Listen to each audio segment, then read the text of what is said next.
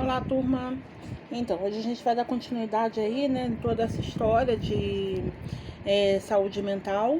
E já nesse momento nós estamos observando que a saúde mental no Brasil, ela não teve uma história muito bonita, mas eu quero que vocês entendam que, ó, desculpa, hoje eu tô tendo muita dificuldade de gravar o vídeo para vocês, mas é por conta de muito barulho em volta, mas infelizmente não tem mais para onde correr.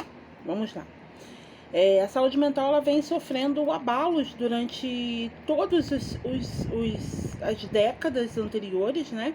E a gente pode dizer que ainda não temos uma saúde mental adequada, porque falta profissional adequado, falta empenho de profissionais da área de saúde para atuar com esses tipos de pacientes, né? Porque sabemos que são perfis diferenciados e que precisam de atenção. Além disso, precisa de um investimento do governo, do estado, do governo federal. E nós percebemos que na saúde pública, de uma forma geral, já tem muita dificuldade de investimento. Imagina só o investimento na saúde pública voltada para a saúde psiquiátrica, né, para a saúde mental. Então, o investimento é menor. Não deveria ser assim, porque a falta de saúde mental ela não está só naquele abalo do paciente psiquiátrico. Qualquer um de nós, eu ou vocês, podemos nos tornar um paciente psiquiátrico a partir do momento em que a mente não funcione de uma forma adequada. Então, a partir do momento que eu tenho uma descompensação no meu sistema nervoso, no funcionamento dessa minha mente, eu me torno um paciente psiquiátrico. Será que a reforma psiquiátrica no Brasil atingiu o ponto que se deveria? Será que a reforma psiquiátrica no Brasil conseguiu se adequar a toda a mudança do quadro do paciente, da família do paciente psiquiátrico? Será? Então vamos conversar e vamos observar o ambiente.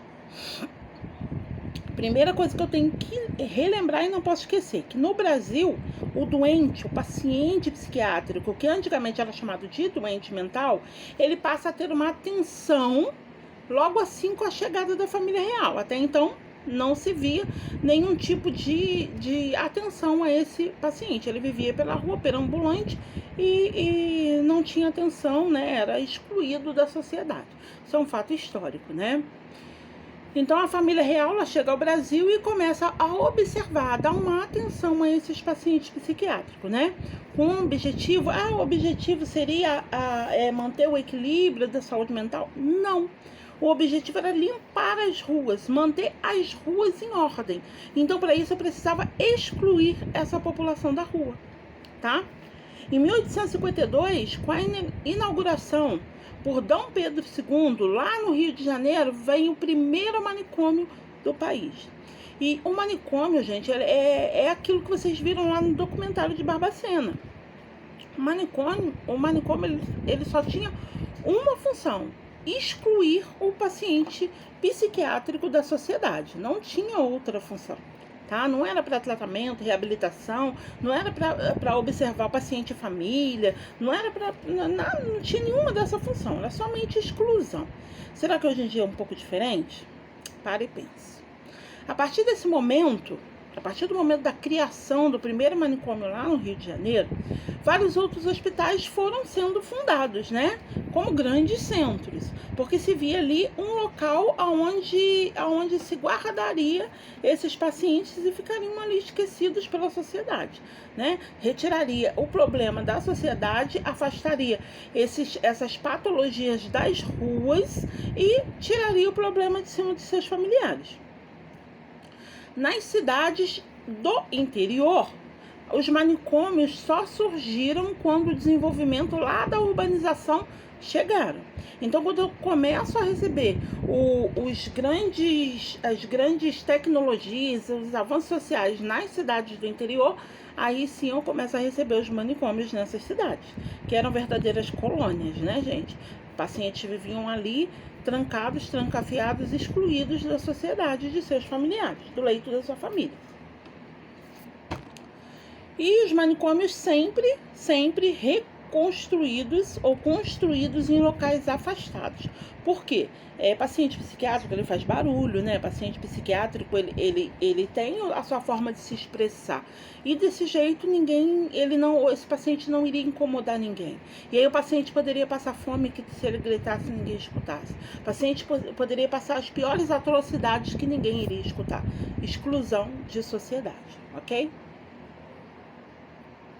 Quais são as características dos manicômios? Quem assistiu o documentário sabe exatamente do que eu estou falando aqui agora. Qual é a característica dos manicômios dentro do nosso território nacional, dentro do Brasil? Primeiro, recebia a população, em sua grande maioria, os usuários dos manicômios eram a população mais pobre, tá? Grande maioria, isso não quer dizer que todo paciente psiquiátrico de manicômio era pobre. Até hoje, isso não é dessa forma, tá? Tem muita família rica que paga para excluir aquele paciente psiquiátrico da família, mas não quer mantê-lo, ok? O atendimento aos pacientes chamados loucos, os nossos pacientes psiquiátricos, seria a tarefa da Irmandade, né? Da Irmandade Cristã, do pessoal, né, das Santas Misericórdias. E esteve nas mãos da Santa Casa de Misericórdia até a proclamação da República, no ano de 1889, tá? A partir de 1890, o Hospício Dom Pedro II passa a ser chamado Hospício Nacional dos Alienados. Em 1903, vai ser criada uma lei federal, tá? Que vai garantir assistência aos alienados, que implementa também colônias agrícolas para diminuir a superlotação existente dentro dos manicômios e inserir trabalho como meio e fim de tratamento. Então, eu retirava os pacientes que ainda tinham condições de trabalho e colocava dentro dessas colônias. O paciente, ele passava ali o dia inteiro trabalhando, as maiores atrocidades aconteciam, desde violências sexuais até a falta de alimento, né? E paciente colônia, gente, é uma coisa muito triste, sabe? Eu tive o desprazer de conhecer paciente colônia lá em Nova Friburgo. Não é que existe colônia em Friburgo, não é isso que eu estou falando. Existe paciente que ficava internado nesses manicômios, nessas colônias lá na cidade de Nova Friburgo, e esses pacientes ainda estão com vida e estão internados numa certa clínica dentro da cidade. Por mais que toda a reforma psiquiátrica aconteceu, por mais que tenha tido toda essa evolução, o paciente, ele tem como vínculo toda aquela violência que ele viveu lá atrás. Então o paciente, ele era amordaçado, ele não comia porque ele não tinha espaço no estômago para se alimentar. E esses pacientes, eles mesmo livres da atadura, eles não conseguem se livrar das ataduras. Eles procuram desesperadamente a atadura para poder segurar o seu corpo, tá? É muito triste. E aí eu tenho a criação, né, das assistências para os alienados dentro de colônia, mas com o intuito de colocá-los para trabalhar, tá? E leitos psiquiátricos crescem 10 vezes mais o número do índice populacional. Então eu tenho aí um grande número de pessoas internadas. Tudo aquilo que não era classificado como normal iam parar nesses hospícios, tá bom? E aqui eu coloquei algumas imagens, né? São locais muito tristes, locais frios, tá? Até hoje ainda carrega muito dessa sequela, tá? Aqui é o dormitório, a ala masculina. Local insalubre, muita sujeira, pouca consciência de ser humano dentro desses locais, né? E em visita ao manicômio de Barbacena, um psiquiatra, ele simplesmente comparou o manicômio de Barbacena a uma cena, né, do lado dos holocaustos, lá da concentração nazista, de tão triste que era a realidade desses locais. Quem assistiu o documentário sabe do que eu estou falando. E aí veio a década de 50, 70, e aí aconteceu o boom, né? Falta de leitos em hospícios, expansão de leitos privados, e aí começou a aparecer instituições privadas para dar aporte aos hospícios públicos, Estado patrocinando a loucura. Então, a partir daí, o Estado começou a tentar patrocinar aquilo que já vinha como sequela de décadas anteriores, né? Os hospitais de luxo, hospitais 5 estrelas, se vocês observarem a história dos hospitais, quando eles foram criados com hospedaria, como se fosse um hotel para receber doentes para a morte. Tá? Quem vai estudar ainda saúde pública vai entender isso. Então são hospitais de luxo, tá? São hospitais classificados como 5 estrelas pela sua hospedaria. Em sua essência, são iguais a hospitais para os pobres, porque tem a função de excluir e invalidar os doentes, afastando sempre da sociedade. Até 1970, a ideia era a mesma. Por mais que eu tivesse uma clínica super luxuosa, muito próxima de um hotel 5 estrelas, eu tinha, aí quem bancava eram famílias ricas, né? Eu tinha a mesma visão, exclusão do paciente da sociedade, tá? A infraestrutura do hospital psiquiátrico nesse período era péssima. A higiene, o pessoal tomava banho, eram banhos coletivos, tá? Medicação distribuída de qualquer modo, sem nenhum tipo de critério, sem nenhum tipo de organização. Todas as desobediências, elas terminavam com um castigo, e os castigos eram muito cruéis, né? Choque, eletrochoque, entre tudo que a gente já ouviu falar. Tudo era organizado pensando não no paciente, não no meu doente, né? Mas na manutenção da ordem interna e na obtenção de ganho, lucro. Isso, estou falando dos hospitais privados, tá? As internações sempre superior ao número de leitos. A ociosidade dos internos, eles não tinham nenhuma função ali, a não ser a exclusão, o dia inteiro ocioso, sem ter o que fazer. Essa imagem aqui descreve tudo, tá bom? A partir de lá de 1964, o governo começa a controlar incisivamente os hospitais psiquiátricos particulares para atender aos hospitais públicos. Então começa a ter um controle pela necessidade de leitos, né? E o governo ele pagava por essa assistência e pagava pela diária, pela hospedagem dos clientes nesses locais. E hoje o hospital começou a reduzir os custos e pioraram definitivamente as condições da hospedagem, como assim os seus cuidados. Então, se eu não posso cobrar o valor exato, porque a paciente está vindo de uma instituição pública, então vamos deixar o paciente da forma que dá assistência de acordo com o dinheiro que chega, né? Como a gente viu que era a situação altamente lucrativa. E aqui é um pátio de hospital, né? E do outro lado, o dormitório. Olha como que piorou a situação, a condição das paredes, né? A insalubridade do local. Isso gerava inúmeras doenças, além da patologia já existente mental, né? Olha, pátios superlotados, parece situação muito igualada aos presídios de hoje, tá? Sendo que são pacientes que precisam de assistência, né? E aí chega o boom, né?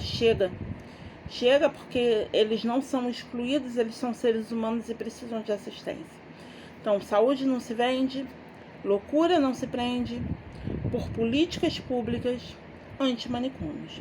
Então, aí começa a reforma psiquiátrica. A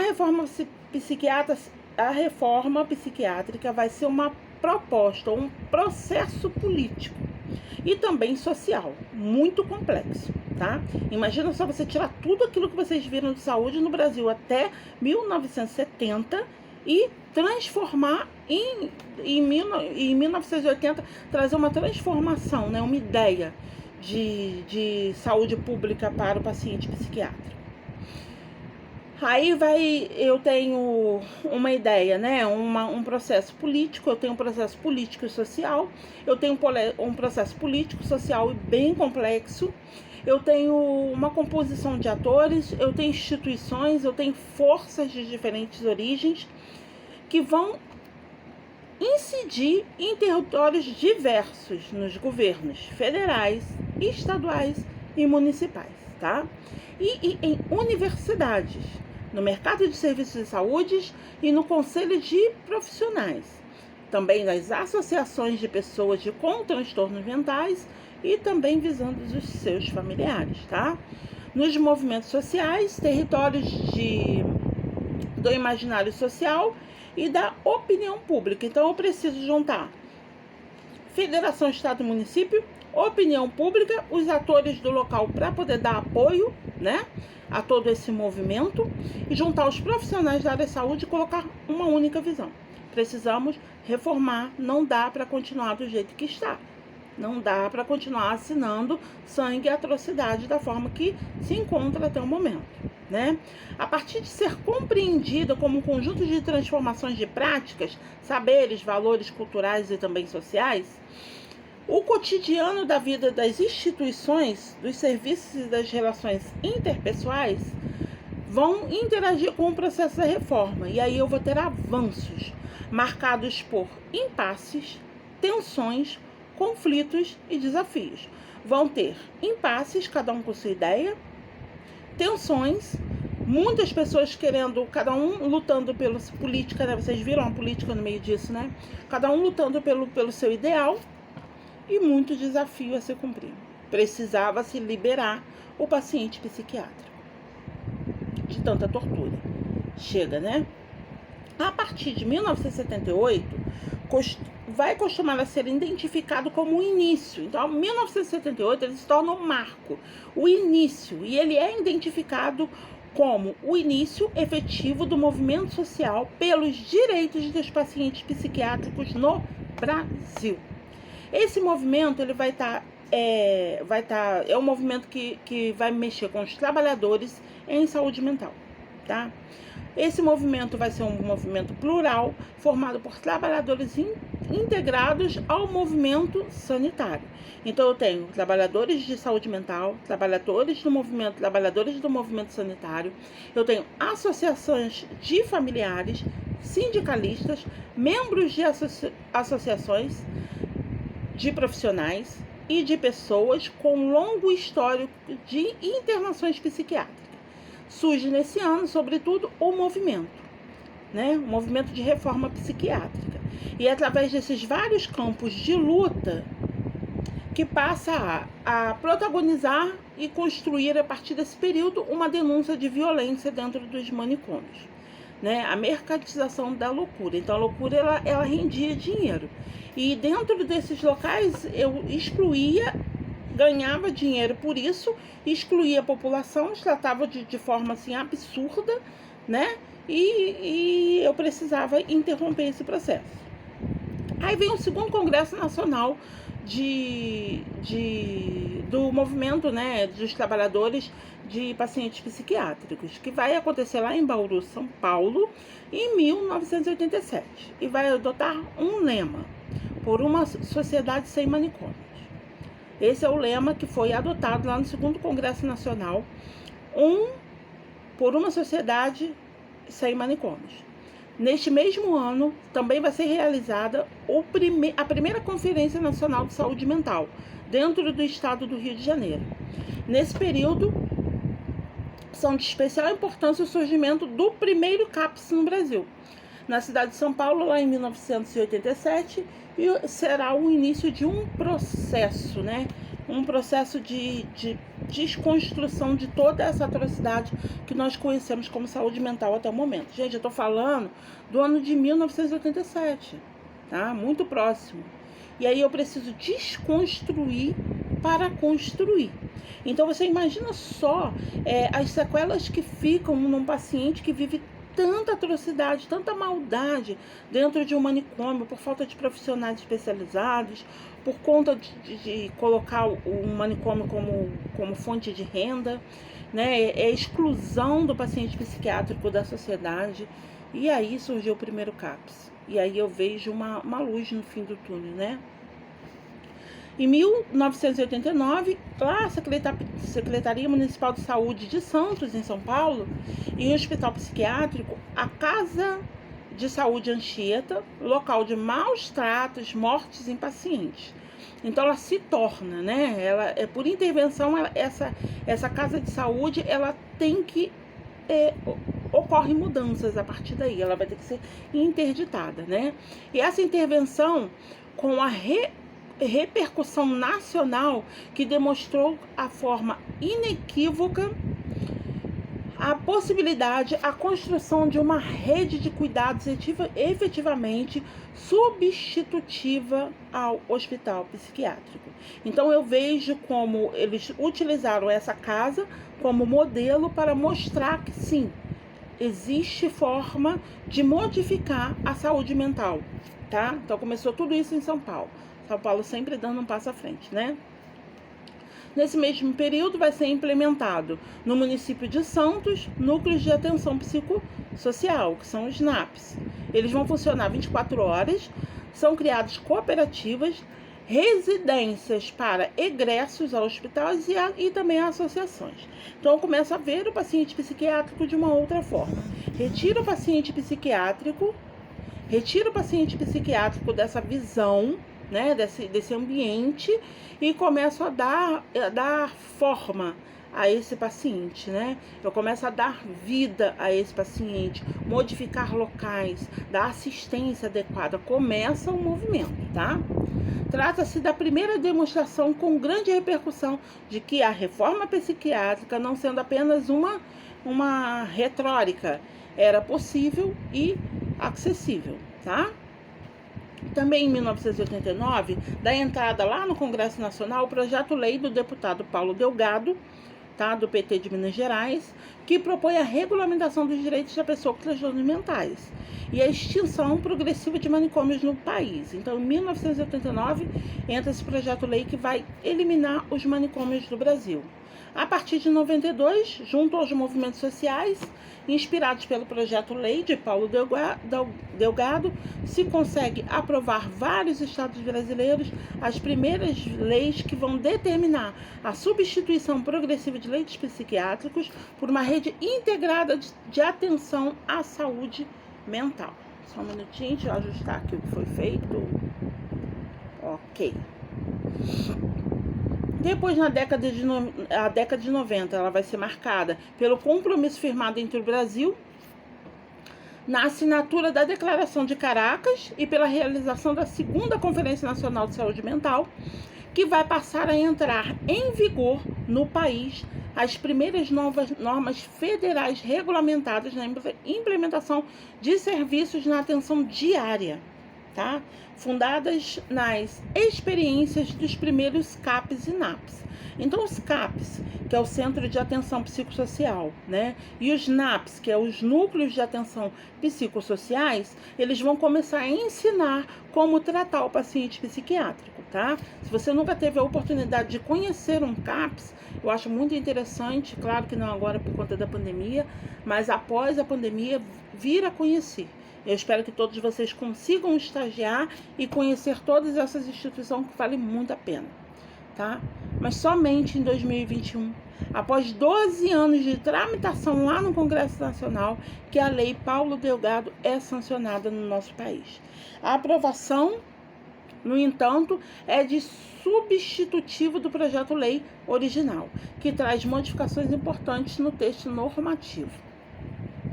Assim, a Lei 10 de 216 redireciona a assistência da saúde mental no Brasil, privilegiando oferecimentos de tratamento de serviços à base comunitária, né? Então, eu acho que isso o CAPS, ele é um serviço à base comunitária, ele vai à disposição de proteção dos direitos das pessoas com transtornos mentais, então ele começa a ter os direitos adquiridos, né? Mas infelizmente ainda não institui mecanismo para uma progressiva extinção dos manicômios. Ainda em 2001 ainda está em processo ainda da extinção, tá? Ainda assim, com a promulgação dessa lei, impõe uma promulgação da lei junto à terceira Conferência de Saúde Mental, que é a política de saúde mental lá do governo federal, aliada à diretriz da reforma psiquiátrica, passa a consolidar-se, ganhando maior sustentação e visibilidade. Aí a terceira conferência vai consolidar a reforma psiquiátrica como política do governo e confere ao CAPS o valor estratégico para a mudança do modelo de assistência que defende a a construção de várias outras unidades no nosso país. Gente, o CAPS, ele atende todo paciente psiquiátrico. Ele é dividido em CAPS 1, 2, 3, CAPS AD e CAPS AD, que é o CAPS álcool e droga, e CAPS I, que é o CAPS infantil, tá bom? Então, esse CAPS, ele vai ter o tratamento direcionado. Lá ele tem tratamento odontológico, a equipe multidisciplinar, todos eles preparados para o paciente psiquiátrico. Então, são todos eles especializados em saúde mental. E todo o tratamento lá dentro, eles têm várias oficinas. Oficina de história, oficina de jogos, oficina de construção de objetos. Tá? Então, várias coisas acontecem lá dentro para movimentar o dia a dia do paciente psiquiátrico. Isso é muito importante no seu desenvolvimento. E a partir desse ponto, a rede de atenção diária de saúde mental vai experimentar uma importante expansão, passando a alcançar regiões de grande tradição hospitalar, onde o processo de desinstitucionalização de pessoas longamente internadas e impulsionando a criação de programa de volta para casa. E aí eu tenho a problemática, né? Aqueles pacientes que são internados por muito tempo ainda e ainda possuem família, e eu preciso tentar trazer essa família, o paciente, de volta para sua família, tá? E aí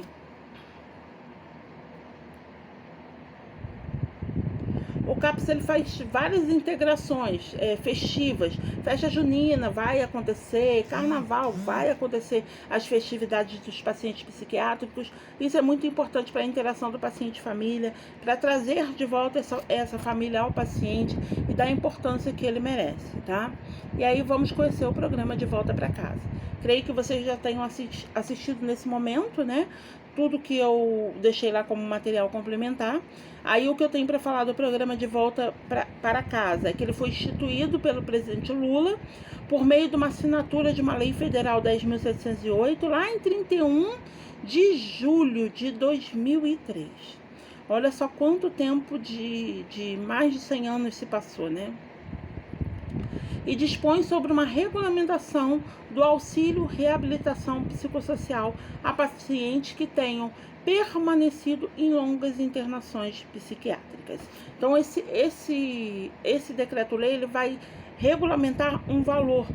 E esse dinheiro, ele vai ajudar o paciente, porque o paciente, ele volta para casa, mas ele volta ajudando, né? Ele vai ter aquele dinheirinho que vai ajudar na sua manutenção dentro do lar. Qual seria o objetivo desse programa? Contribuir efetivamente para o progresso de inserção social de pessoas, incentivando a organização de uma rede ampla, diversificada de recursos assistenciais e também de cuidados, tá? Facilitando o convívio social, capaz de assegurar o bem-estar global, estimular exercício pleno dos seus direitos civis, dos seus direitos políticos e dos seus direitos, assim como de cidadania. Em parceria com a Caixa Econômica Federal, o programa conta hoje com 2.600 beneficiários em todo o território nacional, os quais recebem mensalmente em suas próprias contas o valor de R$240. Gente, eu acredito, é uma coisa que eu não vou falar para vocês agora de certeza, mas a gente está falando do ano de 2003. Esse divide ser o valor de um salário mínimo do período. Então, eu creio que hoje os pacientes, eles, tudo que eu sei até então, eles recebem o BPC, que é o benefício de prestação continuada, que é no valor de um salário mínimo, tá bom? Em conjunto com o programa de redução de leitos hospitalares lá de longa permanência e os serviços residenciais terapêuticos, que existem sim residências terapêuticas para paciente psiquiátrico até hoje, mas só mora nessas residências terapêuticas paciente que não tem família, tá bom? Macaé tem residência terapêutica. Espero poder levá-los até a instituição para que vocês conheçam a instituição a fundo, tá? E esse programa de volta para casa forma um tripé essencial para o efetivo processo de desinstitucionalização e também resgate da cidadania das pessoas acometidas por transtornos mentais, submetidas à privação de liberdade nos hospitais psiquiátricos brasileiros. Então eu comecei com esse valor em dinheiro, esse paciente ele tinha uma oportunidade de retornar para casa, a mãe desse paciente ou familiar vai tomar conta desse paciente e ele tem uma vida mais tranquila, né? Porque uma renda, ela vai ajudar o paciente e vai ajudar o familiar a cuidar desse paciente, tá? O auxílio reabilitação psicossocial, instituído pelo programa De Volta para Casa, também tem um caráter indenizatório. Aquele que, por falta de alternativa, for submetido a tratamentos alvitantes e privados de seus direitos básicos de cidadania. Aqui tem a cartilha, tá? Na cartilha mostra tudo que a gente está conversando e um pouquinho mais. Mostra o formulário, todas as orientações para familiares, profissional da área de saúde. Muito interessante ter lido essa cartilha, tá bom? E aí as legislações anteriores relacionadas à saúde mental lá no nosso Brasil, se preocupavam mais em excluir as pessoas, né, com transtornos mentais, como nós viemos observando aí no decorrer das aulas. Então, denominava elas alienadas, psicopatas, né? Então, elas precisavam ficar longe do convívio da sociedade para evitar perturbação de ordem. E não oferecia tratamento adequado, né, para os pacientes. E aí os decretos traziam dezenas de artigos, cuja maioria apenas regulamentava o meio ambiente terapêutico, que se dava dentro do hospital psiquiátrico. Com o movimento da reforma psiquiátrica, tudo isso se modificou. Vamos dizer que hoje em dia o paciente psiquiátrico ele tem 100% de melhoria? Não, tem muito a melhorar, como o SUS tem a melhorar, tudo tem a melhorar. Mas a gente já conseguiu bastante avanços, né? Aí mudou o enfoque para a pessoa portadora de transtorno mental. Então ele deixa de ser louco e alienado para ser o portador de uma doença mental. E a denominação também evoluiu com a reforma, né? Com as leis, e não mais regulamentaram a assistência a alienados e psicopatas, e sim a proteção e o atendimento médico e o modelo assistencial às pessoas com transtornos mentais. Então isso tudo começa a mudar a visão, a mente de quem vai cuidar, de quem vai levar para o cuidado e de quem está sendo cuidado. E como resultado, a essa gradativa evolução, que vai lá na Lei da Reforma Psiquiátrica, que é a Lei 10.216, de 6 de abril de 2001, nós vamos reconhecer pela primeira vez a pessoa com transtorno mental como cidadão, buscando regulamentar suas relações com outros portadores, né, eles se relacionarem de uma forma adequada, sem violência. Também tem uma relação melhor com os profissionais de saúde, com os profissionais do direito, para poder garantir o direito à pessoa portadora de patologias da mente, tá? A sociedade começar a respeitar o direito do cidadão e o Estado investir em todos esses pontos, né, de assistência ao paciente de saúde mental. Qual é o intuito? Desinstitucionalizar a pessoa com transtorno mental e reformar. Reformar os projetos de serviços substitutivos de hospital psiquiátrico. Então, para o hospital psiquiátrico, que hoje em dia não existe mais no Brasil, e crie os centros de atenção psicossociais, que são os CAPs. E também eu não posso assistir toda a patologia num lugar só. Eu tenho paciente com depressão, eu tenho paciente com transtornos mentais graves, eu tenho pacientes de inúmeras dependências, que precisam ser tratado de forma adequada. E em cada CAPS eu tenho um profissional especializado a cada tipo de patologia. Quando eu tenho CAPS álcool e droga, ali vai ter profissionais especializados ao tratamento de pacientes psiquiátricos com distúrbios de álcool e drogas, tá? Aí vai vir as residências terapêuticas e leito psiquiátrico para pacientes psiquiátricos e hospitais gerais, que a gente sabe que ainda não é o que deveria ser, né?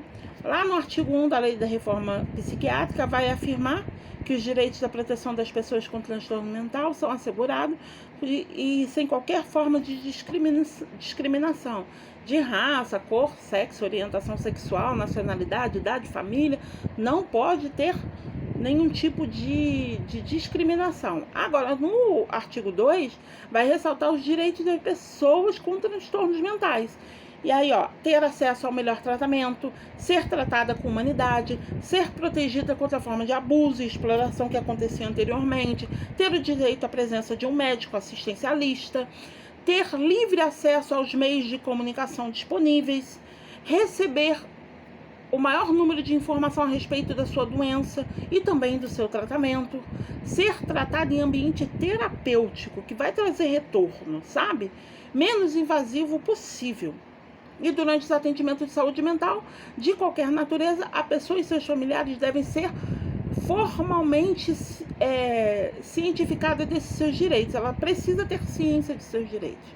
E aí a gente sai de uma inúmera solidão para um processo de promoção de saúde aos portadores de saúde mental. E essa lei também vai nos orientar que o tratamento visará como finalidade permanente a reinserção social do paciente em meio, oferecendo a sua assistência integral à pessoa com uma equipe multidisciplinar, ok? E sendo permitido também internações em instituições caracterizadas como asilares, que não são permitidas, tá? Internação em pacientes psiquiátricos em asilos, pois não asseguram aos pacientes os seus direitos né, de acordo com o artigo 4. E se vocês quiserem conhecer profundamente todo o artigo, vai lá naquele documento que eu entreguei para vocês, com 23 páginas, que tem tudo declarado, tá? E as apostilas que eu vou passando também vai nos dizer muita coisa. E aí começa a reconstrução da mente, né? E aí fica a minha pergunta: 2021, a reforma psiquiátrica está fundamentada no SUS em 2021? Todos os parâmetros foram ajustados? O paciente psiquiátrico, ele hoje ainda é excluído? O paciente psiquiátrico, ele tem o seu direito de ir e vir? Ele tem todos os seus direitos assegurados por lei? Isso é imposto na sociedade? A sociedade respeita ao paciente psiquiátrico? O profissional de saúde respeita ao paciente psiquiátrico? Então, várias questões nós começamos a pensar a partir daí. Galera, até a próxima aula. Espero que vocês estejam se empenhando bastante para entender esse mundo, né, de saúde mental. É muita informação, muito decreto-lei, muita coisa horrível aconteceu e estamos em constante desenvolvimento. E espero que eu tenha ajudado mais um pouquinho no desenvolvimento da mente de vocês em cima do paciente psiquiátrico. Eu sei que alguns alunos vão aprender e guardar para si, né, todas as informações, e outros vão se profissionalizar para ajudar a reforma psiquiátrica no Brasil, que ainda tem muito avanço pela frente. Um beijo a todos e até a próxima aula. Tchau, tchau.